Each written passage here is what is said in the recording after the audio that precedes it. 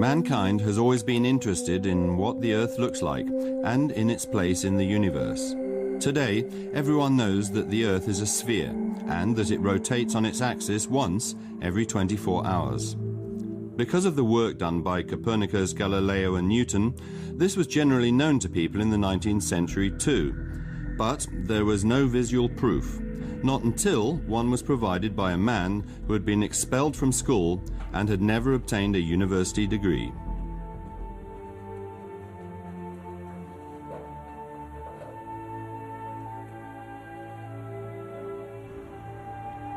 Jean-Bernard Léon Foucault was born in Paris on the 18th of September 1819, the son of a publisher.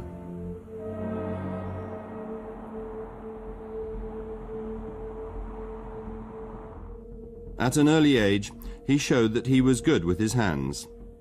He built model boats, telegraphs and steam engines. In 1829, he was enrolled in a well-known private school, the Collège Stanislas. He was anything but a model pupil, and eventually he was expelled. After that, he was taught by a private tutor.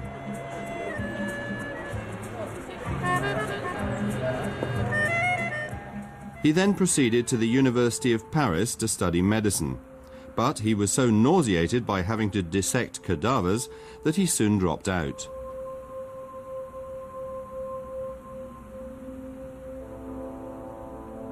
Foucault got a post as assistant to a tissue analyst, Alfred Donnet, who performed microscopic examinations of milk and bodily fluids such as blood.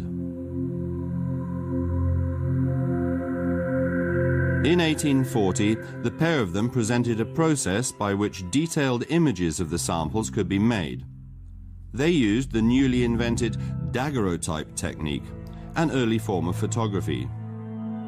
Their source of illumination to start with was sunlight, but Foucault was always on the lookout for technical improvements and experimented with the arc lamp as an artificial light source. He was the first to realize the advantages of rods made of gas carbon rather than charcoal. In this way, incidentally so to speak, he was the inventor of the carbon arc lamp as a practical form of lighting. In 1844, Donnet and Foucault published a medicinal atlas with 80 prints taken from micro-daguerreotypes.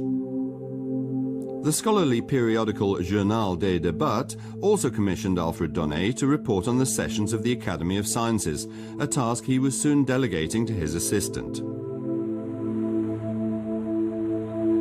This was to be the decisive turning point in Foucault's life.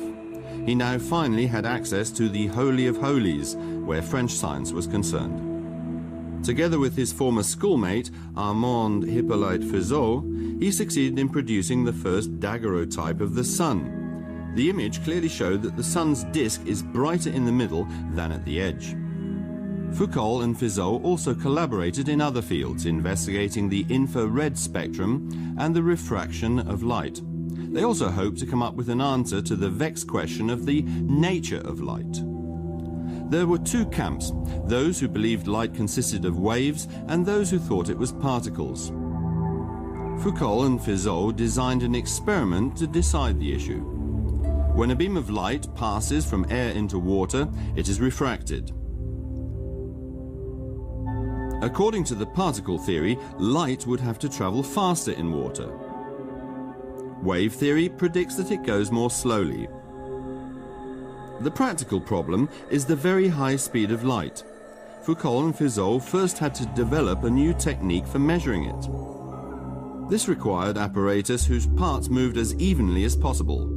The two researchers pursued different lines of approach. Fizeau used a toothed wheel driven by a steam engine. But Foucault won the race. His rotating mirror system was far more accurate. In April 1850, he proved that light slows down in water, so the wave theory seemed to be correct.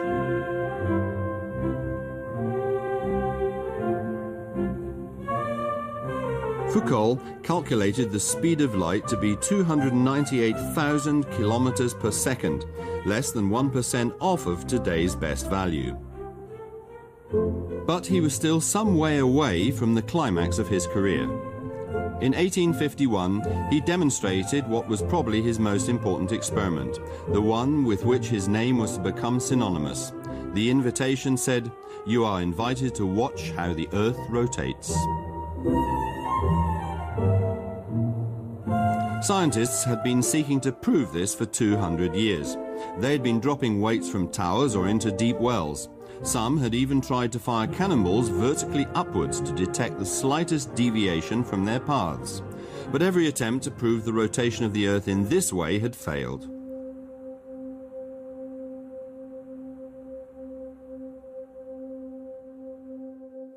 Jean Foucault was not an academic scientist, but a brilliant experimentalist, craftsman and model maker.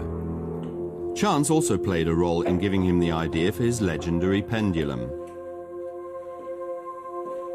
He was inspired by a thin steel rod mounted on a fast-turning lathe. When Foucault gave the rod a playful twang, he realized that the plane of vibration did not rotate along with the rod itself.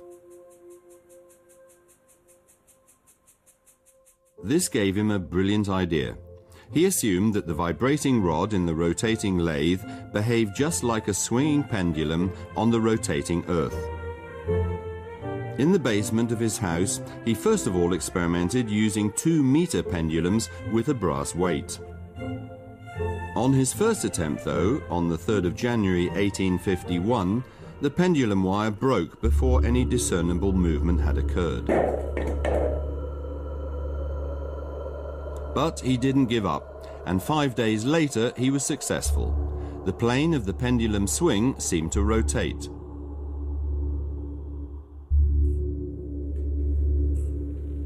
Foucault informed the Academy of Sciences of his discovery and demonstrated his experiment to the assembled scientists.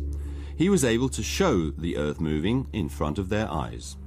With the support of the then President of France, Louis Bonaparte, shortly to become Emperor Napoleon III, he attached an even longer pendulum in the dome of the Pantheon in Paris for a spectacular public demonstration.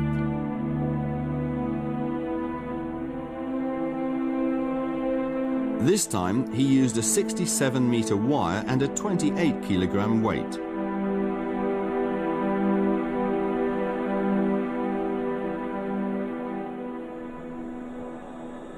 To prevent any disruptive mechanical influence disturbing the experiment right at the beginning, the weight was raised and fastened with a string.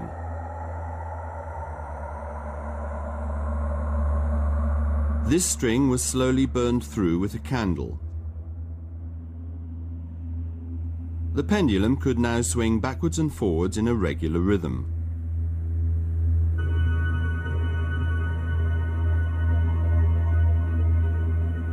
According to Newton's law of inertia, a moving body will not alter its direction of motion unless some external force is exerted on it. Once set in motion, therefore, a pendulum will always swing in the same plane. But because the Earth continues its rotation beneath the pendulum, so to speak, an observer will see an apparent change in the pendulum's direction of swing relative to the Earth and the building.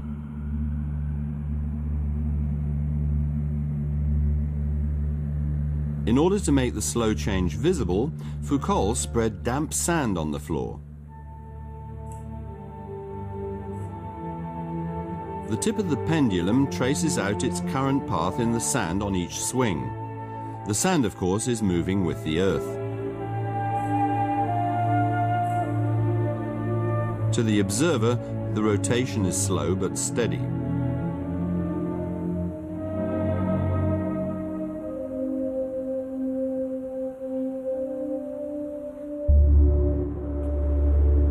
Just as Foucault had predicted, the plane of swing deviates from its original course by about 11 degrees every hour. The deviation per hour or day is dependent on the latitude. At the North or South Pole, it would be precisely 360 degrees per day, because the pendulum would be immediately above the Earth's axis. The further it is away from the pole, the less the rotation. In Paris, it's 264 degrees per day. At the equator, there would be no apparent movement.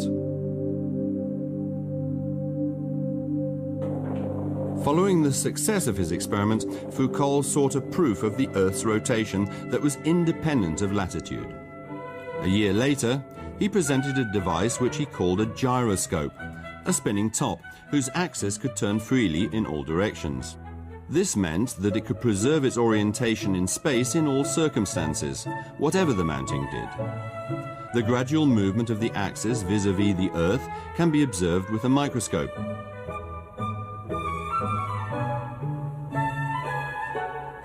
The specific properties of a gyroscope can be usefully applied elsewhere too. For example, the International Space Station, or ISS, uses 4 gyroscopes for stabilization purposes.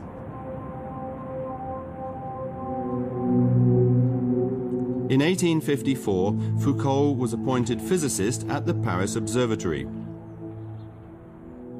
During this period, he devoted much of his time to the further development of telescopes. Foucault built reflecting telescopes with diameters of up to 80 centimeters. He also refined the clockwork mechanisms which kept the large telescopes moving. And he solved another problem, one that had cropped up when observations were being made of the sun. To prevent the optics from overheating, he coated the objective with silver.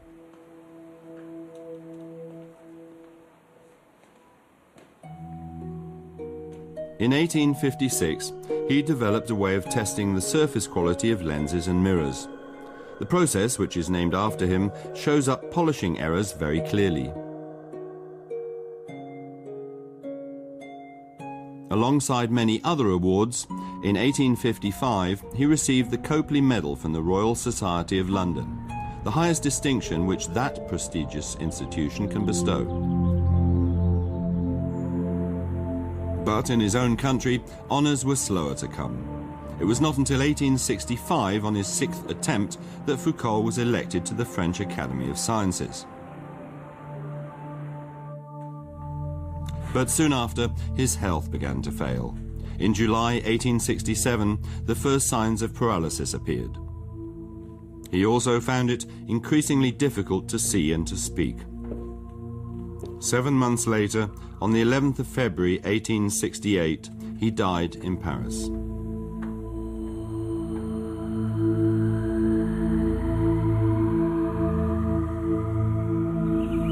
Although Léon Foucault had never obtained a university degree, he became one of the most important scientists of his day. His work consisted of a fascinating mixture of pleasure and experimentation, applied science, and absolute precision. For some of his contemporaries, he was France's leading physicist. For others, no more than a gifted model maker. But Foucault's pendulum experiment has become legendary, and it is still being constantly repeated.